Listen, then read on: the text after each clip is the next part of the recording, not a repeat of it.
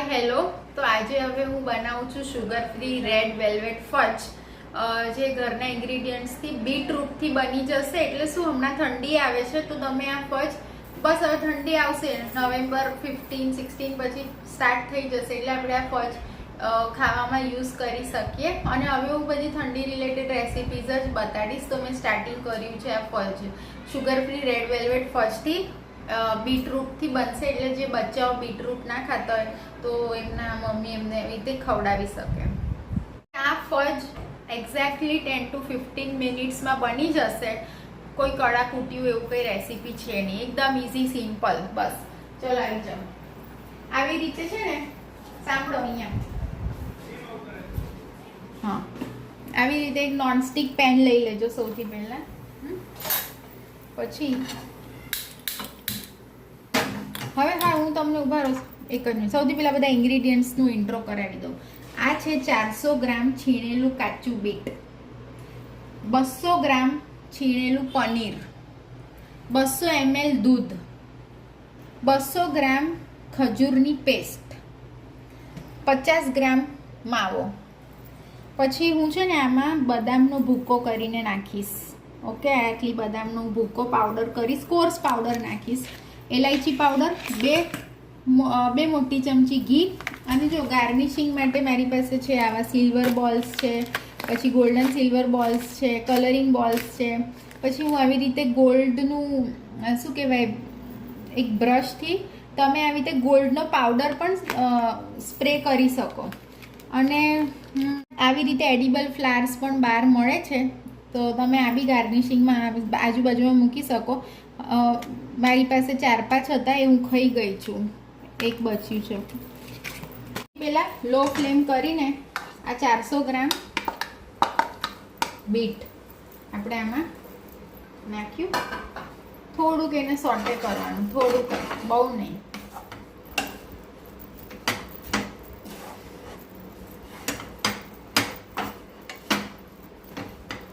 ચલો 5 મિનિટ્સ મેં આને સોટે કર્યું। બસ પછી આપણે આ 200 ml દૂધ નાખી દઈશું અંદર। હવે આપણે આને ત્યાં સુધી સોટે કરશું આની અંદર જ્યાં સુધી બીટ પોચું ન પડી જાય।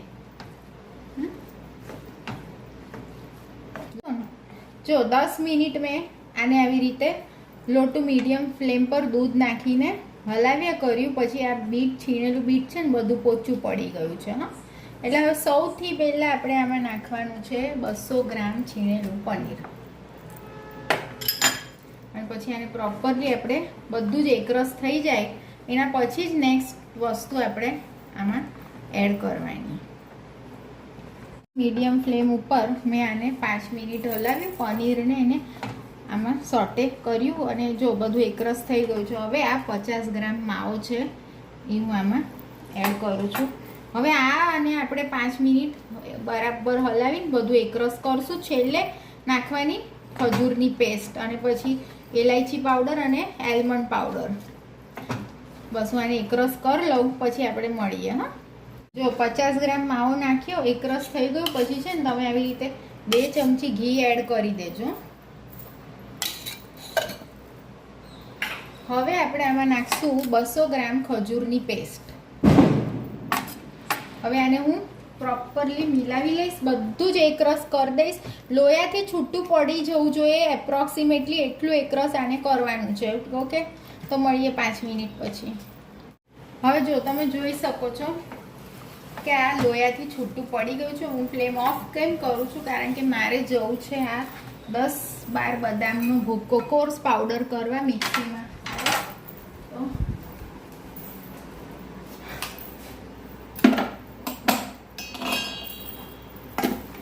કોર્સ પાવડર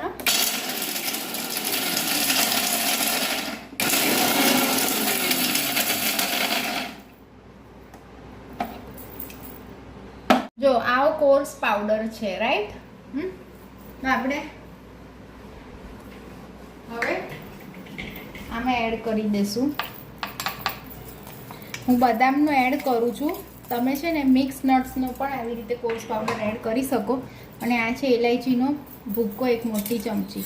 હવે ફ્લેમ ઓન કરીને લો ફ્લેમ ઉપર બધું મિલાવી લઉં બરાબર અને એને પૂરું પેનથી છૂટું પડી જશે એટલે ગ્રીસ ટ્રે છે એમાં પાછળ સેટ કરીશ.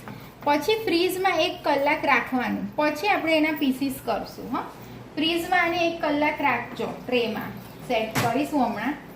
પછી ફ્રીઝમાં તમે એને 1 કલાક રાખજો. પછી આપણે એના પીસીસ કરશું. રાઈટ, મારે 2 જ મિનિટ હલાવવાનું છે એટલે આ પેનથી છૂટું પડી જશે. મીનવાઇલ હું તમને એક એડવાઇસ આપું, લીગલ ટીપ છે કે ક્રોસ એક્ઝામિનેશન કેવી રીતે કરવું જોઈએ કોર્ટમાં. ક્રોસ એક્ઝામિનેશન ક્યારે પણ લોયર એવી રીતે ના કરવું જોઈએ કે વિટનેસ એની સ્ટોરી બનાવી શકે કોઈ નવી. ક્રોસ એક્ઝામિનેશનના ક્વેશ્ચન એવી રીતે પૂછવાના હોય કે વિટનેસ એનો જવાબ યસ યા તો નોમાં જ આપી શકે. Okay, that is what is cross examination. Examination વખતે છે ને કદી એવું ના પૂછાય કે તમે રાતના 10:30 વાગે ક્યાં હતા.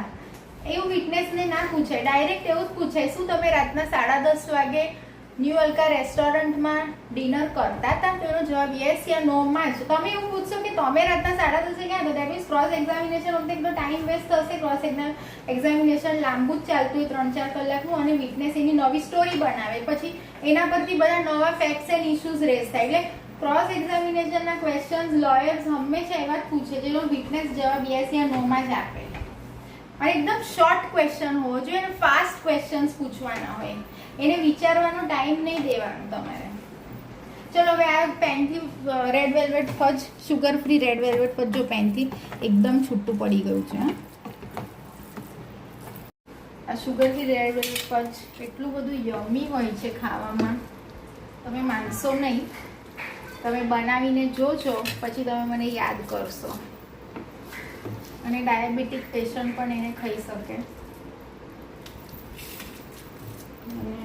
હવે જો આ મારું sugar free red velvet fudge set કરવા હું ફ્રીઝમાં મૂકી દઉં છું 1 કલાક માટે. પછી જ પીસીસ કરીશ અને હું એને સિલ્વર બોલ છે એનાથી ગાર્નિશ કરું છું. તમે ગોલ્ડન બોલથી કરી શકો, મિક્સ બોલ્સ પણ યુઝ કરી શકો, ગોલ્ડન સિલ્વર મિક્સ. પણ મને સિલ્વરથી કરવું છે, હું સિલ્વરથી કરું છું. ઓકે ઓકે, ચલો હવે ફ્રીઝમાં સેટ કરવા જઉં છું. ચલો હું થોડો ચાખી બી લઉં કે કેવું છે. હજી સેટ નથી તો હું ચાખી.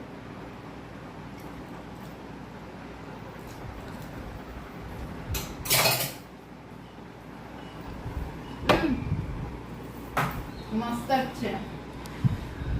કેટલા વાગ્યા? 7:10 થઈ જાય. 8:10 મળશું અને આના પીસીસ કરશું, પછી સર્વ કરશું. ઓકે, ક્રોસ એક્ઝામ ખાલી ક્રોસ એક્ઝામિનેશન વખતે નહીં, આમતું પણ આપણે એટલું જ બોલવું જેટલું જરૂરી છે ને જેના જવાબ યસ ને નો માં આવે. જ્યારે વાત એકદમ લાંબી થવા માંડે ને પછી એમાં કશું જ હોય નહીં. બરાબર, ચલો તો હવે જેવી અમારી recipe short and simple sweet હોય છે એવું જ ક્રોસ એક્ઝામિનેશન હોય, શોર્ટ સિમ્પલ. ઓકે, મળશું કલાક પછી. ત્યાં સુધી હું કિચન વાઇન્ડ અપ કરી લઉં. બાય. 1 કલાક થઈ ગયો છે અને આપણે આ ફજ હવે કટ કરી લઈએ.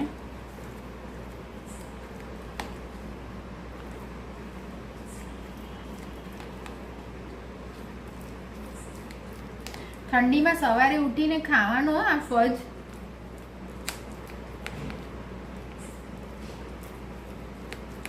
અને બચ્ચાઓને ખવડાવવાનો, જેનું બચ્ચું બીટરૂટ ના ખાતું હોય જરા પણ. ચલો હવે હું આને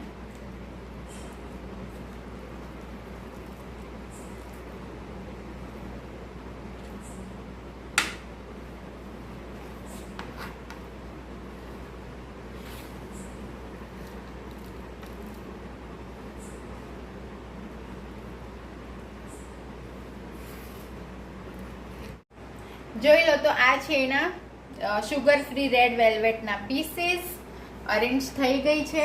અને આ રેડ વેલ્વેટ ફજ છે.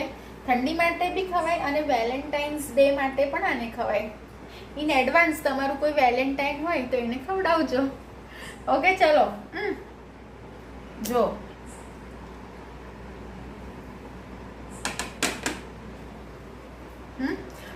By. Have a nice day and please do eat healthy food. Okay, bye bye bye.